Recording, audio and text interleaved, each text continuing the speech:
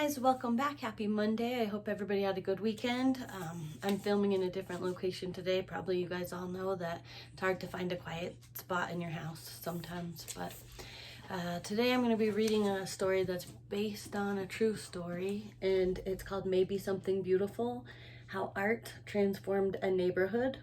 The author, there's two, Isabel Campoy and Teresa Howell, and it was illustrated by Rafael Lopez. Called Maybe Something Beautiful, and I just think it's a fun story.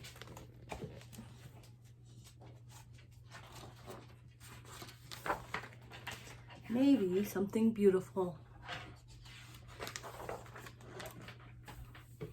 In the heart of the gray city, there lived a girl who loved to doodle, draw, color, and paint.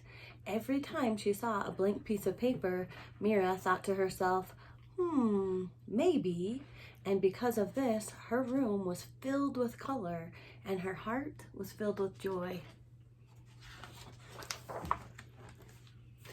On her way to school one day, Mira gave a round apple to Mr. Henry, the owner of the shop down the street. She gave a flower to Ms. Lopez, the lady with the sparkling eyes. She gave a songbird to Mr. Sachs and a red heart to the policeman who walked up and down the streets. On her way home, Mira taped a glowing sun onto the wall, hiding in the shadows. Her city was less gray, but not much. The next day, Mira saw a man with a pocket full of paintbrushes. He gazed at the wall. He looked at her son. He held up his fingers in a square and peered through them. He said thoughtfully. "What do you see?" Mira asked. "Maybe something beautiful," the man replied. So it's hard to show in the camera. Then just like that, he dipped a brush in the paint. Bam, pow, the shadows scurried away. Sky blue cut through the gloom. The man's laughter was like a rainbow spreading across the sky.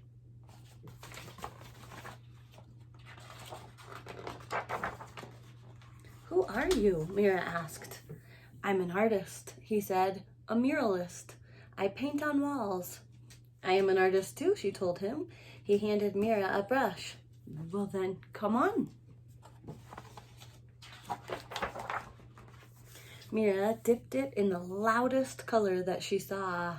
Yowee! The wall lit up like sunshine. As the man drew pictures on the bricks, Mira added color, punch, pizzazz. Soon Mr. Sachs joined in, then came others. Everyone painted to the rhythm.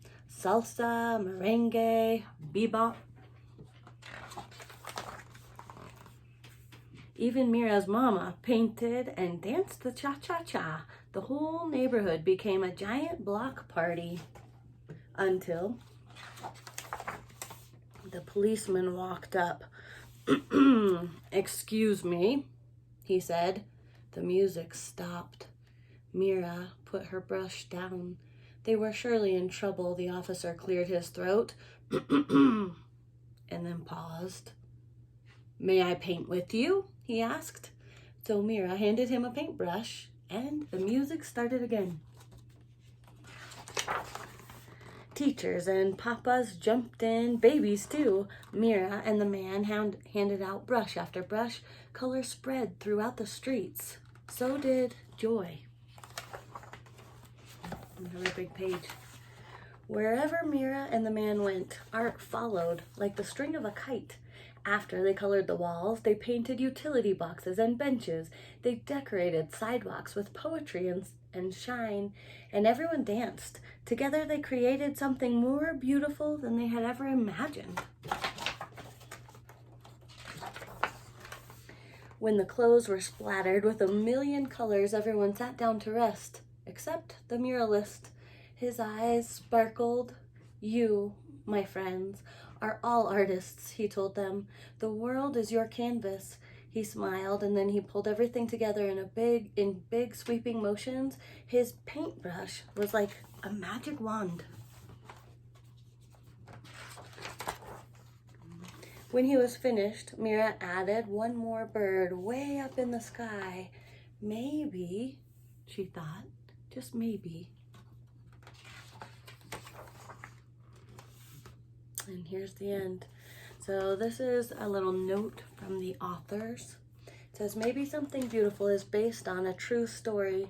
At one time, the colorful East Village near downtown San Diego, California, did not have murals on the walls, nor quotes from Gandhi, Martin Luther King, and Cesar Chavez written on the sidewalks. Benches were not the works of art that you can see now, and people were living in the area were not part of the vibrant community that they are today.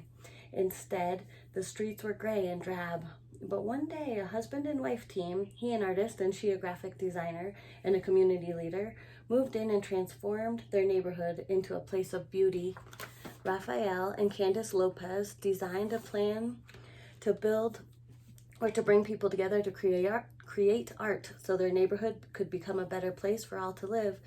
They held meetings in their home to share their idea. Everyone was invited: police officers, graffiti artists, teachers, single parents, children, homeless people, and more.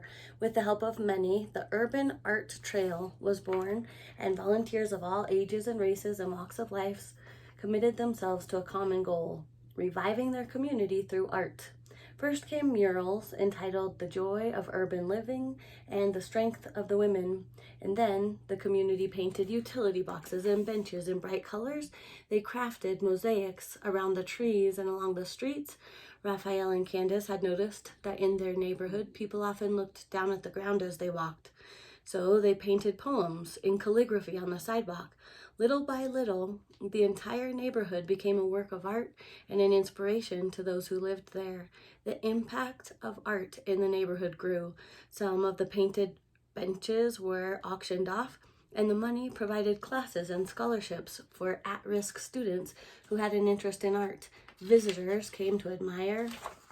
Donations, big and small, came in, and what had once seemed to be an impossible dream became a trademark of San Diego's East Village. Anyway, I just think it's a pretty beautiful story and a great idea to liven up the community.